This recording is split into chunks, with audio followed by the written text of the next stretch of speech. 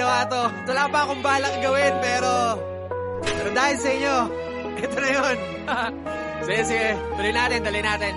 Madaming ayaw sa kirapper, matino daw ako masyado. Matagal na po ako nagbago, sawa na ako magpakagago. Dami ng labanan na panalo, pumaldo na rin ang mga bago. Ngayon nasa na yung mga gago, tamang hirit na lamang ba ng balato?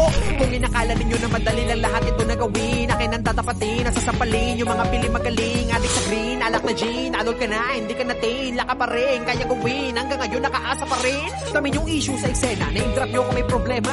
Puro parinig, walang payanig, bukod sa baduy, puta o na. Tama na yung kababawan nyo, mga naunat kasabayan ko. Puro katangahan naman yung pinagdadala nyo ng katapangan nyo. Ako na ako sa Palawan bro, goods na ako sa galawan ko. Kaya sorry sa lahat ng naangasan ko. At sa mga kabataan pumili ng kahangaan, patunayan nyo ang salita, kayo ang pag-asa ng bayan. Isa lang ang aral na tinuro sa atin ng panahon ngayon. Kung ano man ang mayroon, di pang habang buhay yun. Kaya huwag nating sayangin ang bawat pagkakataon. Ang salitang bukas, kaya bukas meron pa bang ganun.